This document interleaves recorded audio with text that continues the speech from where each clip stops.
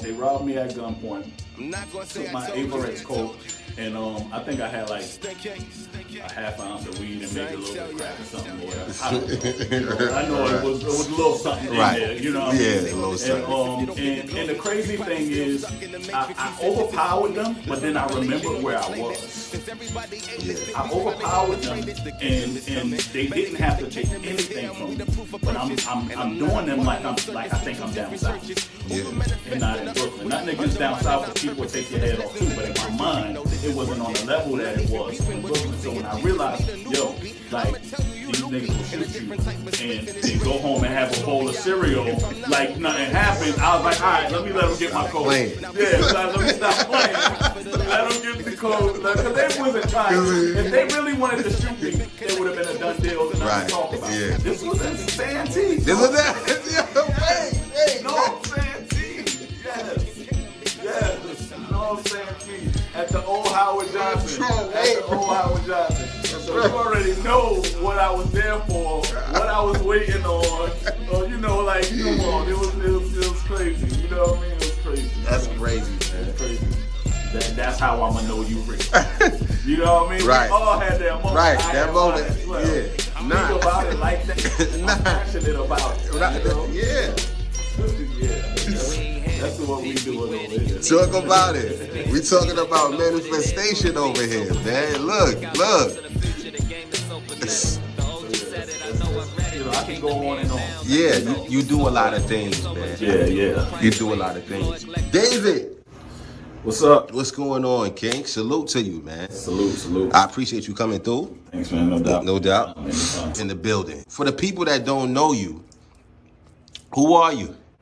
Man, father, husband, entrepreneur, child of God, king. Yeah.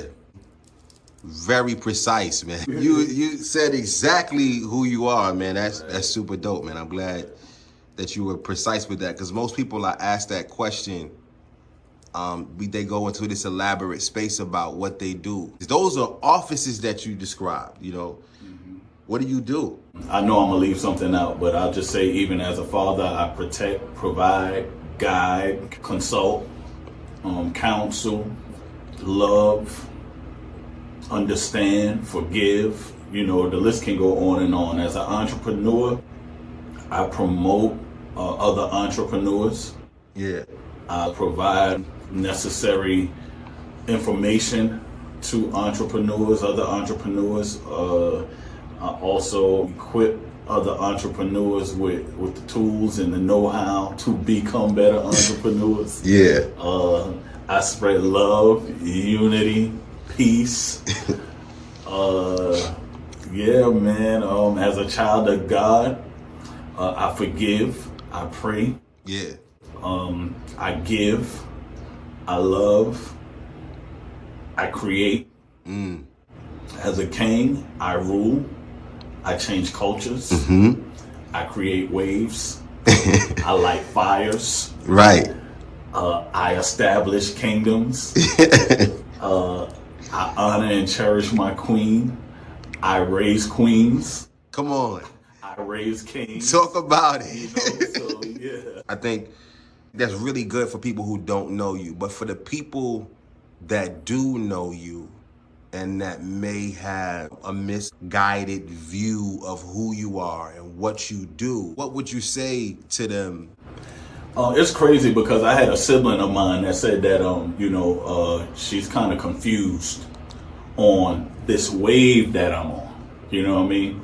And she should be. Let me tell you why I say that. Okay. Because if you have had access to me all of these years, and you don't know and understand me by now, then maybe I'm not for you to understand. And one thing with knowing who you are, you have to know who you're not.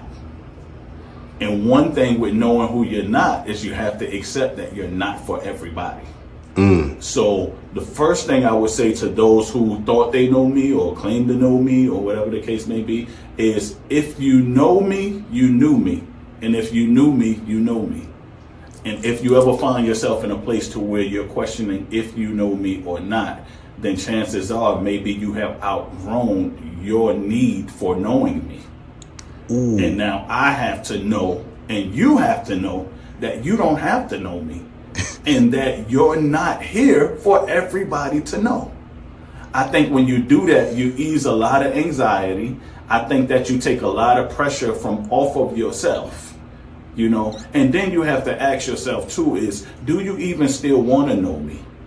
You know? And for those of you who do, I would say David is a well-rounded, well-cultured, well-educated, well-self-aware, well-woke individual. And most of these people that you come across in life are misunderstood by the masses, i.e. my big brother, Christ, Jesus, Jesus, Yeshua.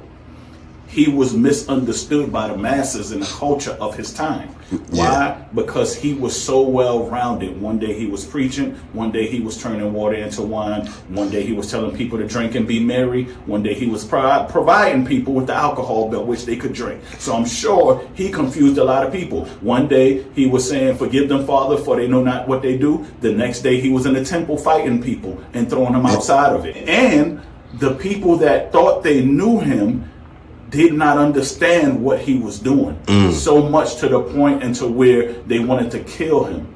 And the problem is when people don't understand you because they no longer know you, they want to kill you. Like whether it be with their words, whether it be with their lack of support, whether it be with forever. But see, us as being children of God and me with being a child of God, I know that comes with the territory. So I embrace those type of things because, to be honest, what little brother doesn't want to be like his big brother? And what good son doesn't want to be like their dad? So the same way the world does not even understand God, if I'm his child, I don't necessarily expect for the world to understand me either. But if they claim to have the same father that I have, which is God, then they would understand who I am because they know that who I am is not represented to its full potential yet because I'm here on this earth and I'm a spiritual being. So the only way to fully know who I am is you have to be a spiritual being as well. If you look at me through the spirit, then you'll understand that, yes, David is pro-black. But just because I'm pro-black doesn't mean that I'm anti-anything. I'm aware of the struggles and the pain and the hardship that my brothers and sisters had to go through. Black brothers and sisters, African brothers and sisters had to go through on this earth. I'm aware of that, just like our white counterparts are aware of it. Our Chinese, our Hispanics, just like we are aware of that. You know what I mean? I'm aware of that. I'm also aware that just because I do believe and know that I'm a child of God and God is, and I'm a king in this earth, and that this earth is not my kingdom. However, I can establish a form of kingdomship here.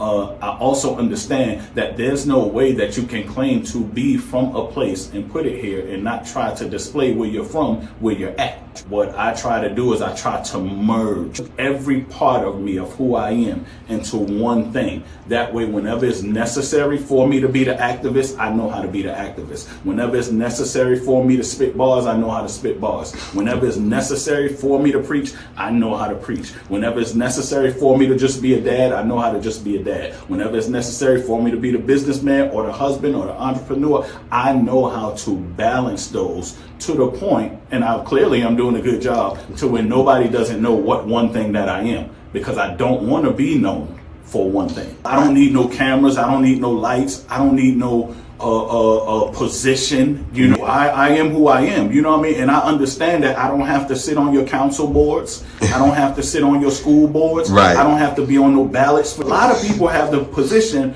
but they don't have the influence. And it shows, because when they get the position, not much change takes place for us because they lack the influence. I don't want to just influence people when I preach. I want to influence people when I do community activism. Yeah. I want to influence people when I go sit with them at a sitting up, because we just lost one of our dear brothers and sisters. By being there, I want to influence them by engaging the community about issues that are affecting our people. Right. I want to influence them with every asset and every facet of who I am, even down to the way that I dress. I want what I wear to be something that influences somebody in some kind of way. Because without influence, you cannot get no change. You cannot get no You change. made the transition to where you are now. When did that happen for you? You want to know what's crazy? And this is probably the first time I answered that question in this way. Okay. But bro, I'm still transitioning. And I think that that's what a lot of people are afraid to admit. That's why they can't influence nobody. People are only influenced by what they can relate to. And if you ever put yourself out there as if you're already here and you already arrived, then oftentimes people are expecting for you to drop because they themselves have been trying to quote unquote arrive. Right. They haven't. So when someone else emerges and claims to do something that the next person hasn't been able to do for so long, automatically they can pick up and sense there's no way. And the reality of it is, there is no way. You know what I mean? When you start to walk away from a lifestyle that you have grown to love, it takes time, sometimes a lifetime. So for me to sit here and say, when did I transition? No, brother, I'm still transitioning because today I'm doing this interview with you. But it could very well be possible if tomorrow I'm going to see the plug or I become the plug again. You understand what I'm saying? So this is why I say it's a constant transitioning thing for me. And I guess that's why I can relate and why I can influence so many is because they can understand the process of when they know that the process doesn't require total change overnight. Right. Now I can relate to somebody who can keep it real with me and say, hey, brother, listen, I didn't overnight stop doing XYZ. I gradually started. And us as individuals, we work better in steps. Right.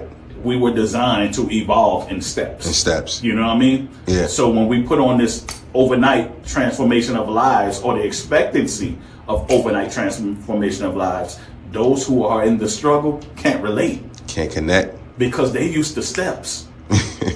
They used to turning a 50 into 100. Yeah. And then turning 100 into a 8 ball. Then turning an 8 into a quarter.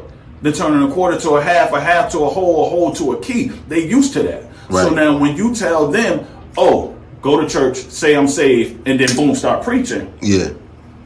They ain't familiar with that. Right.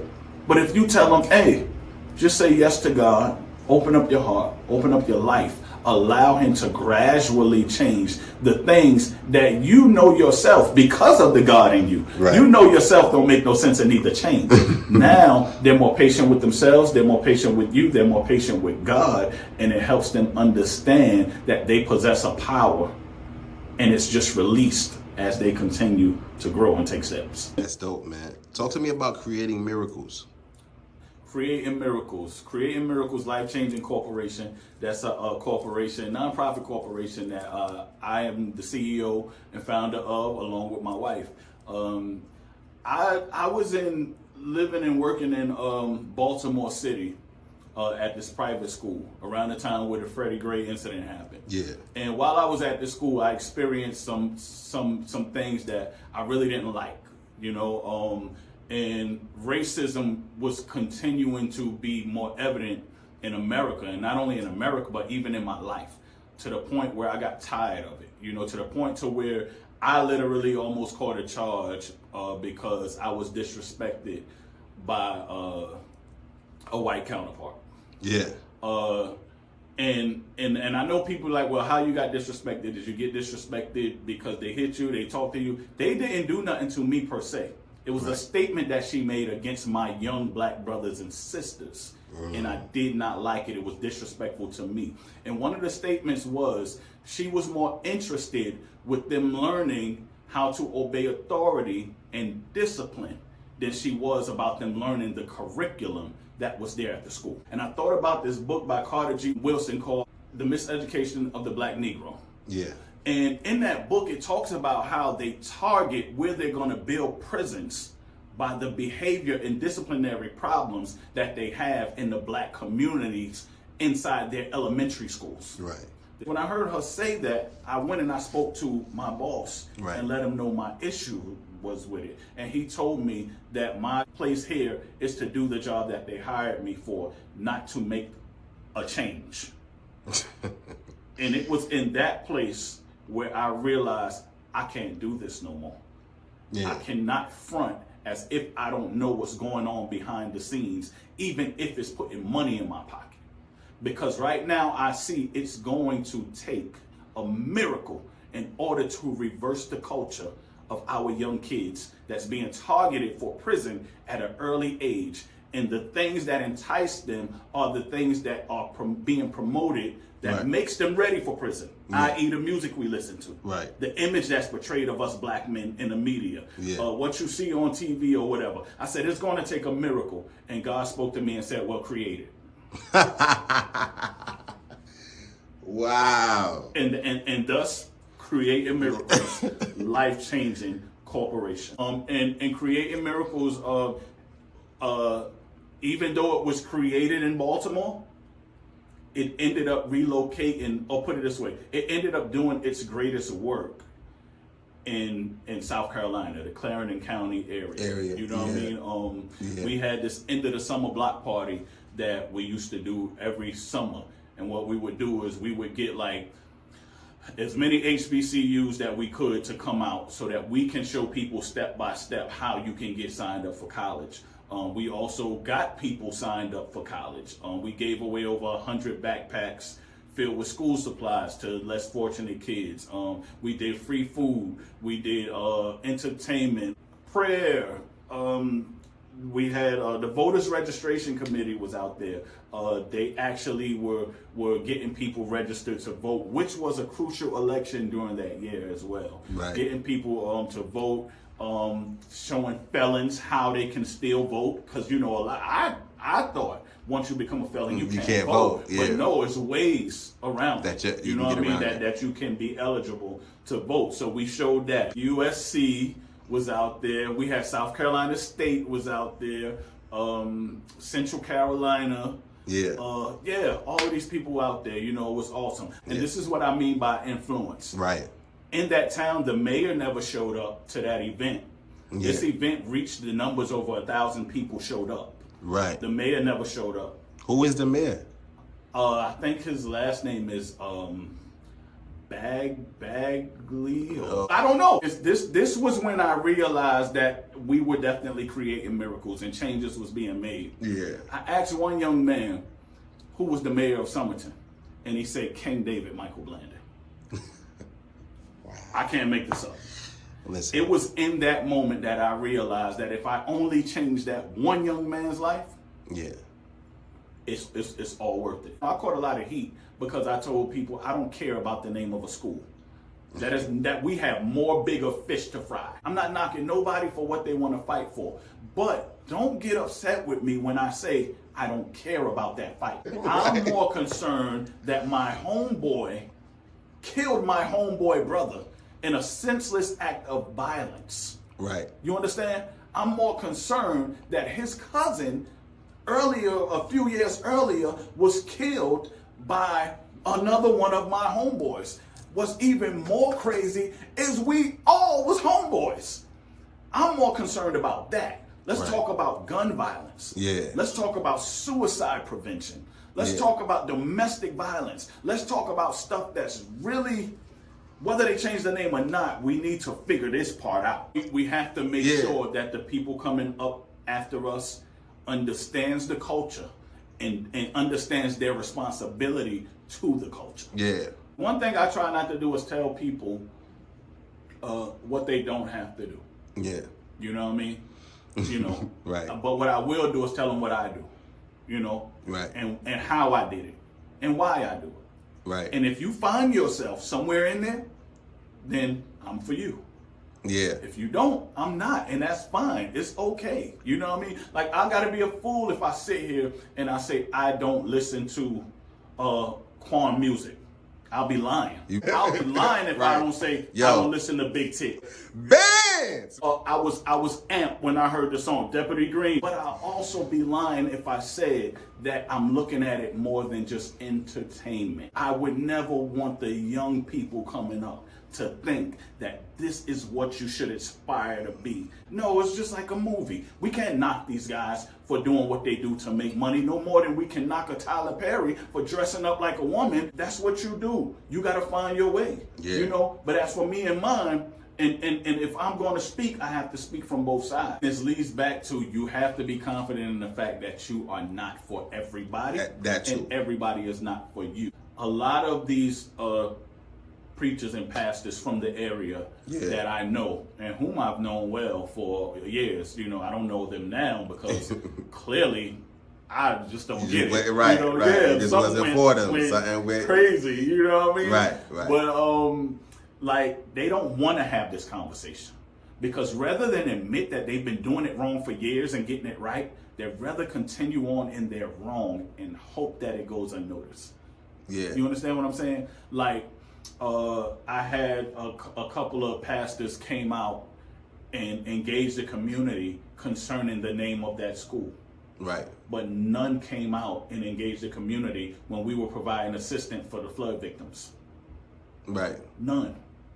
I think 2 might have showed up when me and my sister did this thing at the auditorium in Manning. When we did the end of summer block party, where we was trying to give back to the community, ain't asked nobody for a dime. We was trying to give back to the community for the less fortunate kids who don't have book bags and stuff like that, and getting people into college and all of these things like that. Not one pastor at all showed up to all 1, 2, 3 of the block parties we did. Not one pastor in the community showed up. That's a problem. But you come out about the name of a school? And then you try to use the name of our forefathers, the name of Briggs, the name of the case Browns versus Board of Education. You try to use that to justify it. You try to use that. You bring that into your mess when the reality of it is that's not what they were fighting for. They were fighting for the right to have equal opportunity education. They could care less about what you named it. Yeah. They just wanted to have the same textbooks. They wanted to have the same bus. They wanted to have the same meal prep. They wanted to have the same curriculum. Yeah. They wanted to have the same opportunities, not the same name. Yeah. No, they don't. You know, and it's just crazy because even though they know I'm right, they know I'm right. Yeah. They don't want to. They don't want to touch it. Right. It's just. I invited them to have this conversation. Mm-hmm. Talk about your ministry real quick. And I'm glad you said ministry. I really don't like to label it as a church. Yeah. Yeah. Right? I believe that the church is a spiritual organism, if you would. Yeah. That has no form. It has no physical, tangible thing, right? Right. All of these places that you see set up that's so divided is not the church. Yeah. Right? We are not supposed to be, we are not supposed to have church. We're supposed to be church. Be church. Right. Right. We're supposed to be the body of Christ. Facts. Right? Big facts. And that's what my ministry is. Yeah. And as the body of Christ, it is my position to do what Christ did for me. Yeah. And what I've witnessed him do for others. Living in truth, man. I was There inspired, man. Living in Truth Spiritual Wellness Center, Yeah. located on 2nd, 3rd Street, Somerton, South Carolina. Yeah. What we do is we promote a relationship between an individual and God. I don't want your relationship with me to be more stronger than your relationship with God. Yeah. I don't want you to serve me and then hope that by serving me, you get a closer relationship with God. No, I want you to get a closer relationship with God and serve as needed. You know what I mean? See, a lot of times these pastors want people to serve them. Yeah. And can care less if they serve God. Yeah. So what we do and what we like to promote is that truth that you can live, truth that you got from God, not from me, live it. And you'll be spiritually well. But if you try to live my truth and I try to live your truth, we're going to end up being a lie. And whenever you're lying to yourself spiritually, it's impossible for your spirit to be well. Yeah. You know? So that's what we do at Living in Truth Spiritual Wellness Center. Located on the corner of 2nd, 3rd Street, or the number 2 3rd Street, Somerton, South Carolina. It is lit It's over there. lit over there. And to add to that, it's only my job to love and forgive. That's it. If I can just love and forgive, then that means that Christ and God will be pleased with me. While everybody's so hung up on these tangible sins and sins that you can see with the eye most of the time, and they try to beat you in the head with that. And what that does is it doesn't empower you. It just makes you feel inferior. And this is why these people get in these positions and they beat that in your head, because if I's pastor and I can beat you in the head, this has been going on since slavery, and I can beat you in the head to make you feel inferior. Inferior, yeah. You know what I mean? And not empowered, then I can manipulate you. That's right. See, we think the 10 Commandments is just the law. Yeah. But it's not. The clothes we have on was a sin. The fabric we wore is a sin. Yeah. Being with your lady or around your lady or touching anything that she touched when she's on her period is a sin. Working on Saturday is a sin. Yeah. And listen now, I mean any type of work. Any type of work. Washing your face and brushing your teeth on a Saturday was a sin. Yeah. But thank God that he has bridged the gap to where he no longer sees us through the eyes or through the lenses of sin. Yeah. Now he sees us as who he made us, which is to be his child and representations of him in this earth. Yeah. That's what our ministry promotes. And it promotes us in such a way that we can relate to you through the Bible for those who are still caught on the Bible being their God. Yeah. But also try to translate it in a way to where you can understand that you're the walking, living testament of God. You know? And even in the Bible, Christ said that he came to fulfill the law because you couldn't do it. So now what I'm going to do is leave a new law with you. And that new law is what I hang my ministry on. And that's love. If you just learn to love, God got you. God got you, man. You know, before we get off here, I want y'all to know that Living in Truth Spiritual Wellness Center is located on the corner of 2 3rd Street, Somerton, South Carolina. We also have other events and other locations that is popping up real soon. Look out for us, Atlanta. Look out for us, Charlotte. Look out for us, Raleigh-Durham. Look out for us, Fayetteville. Look out for us, Virginia, Lynchburg. You know, David, salute, King. Thanks, man. I appreciate you coming through. No doubt, man. I appreciate you.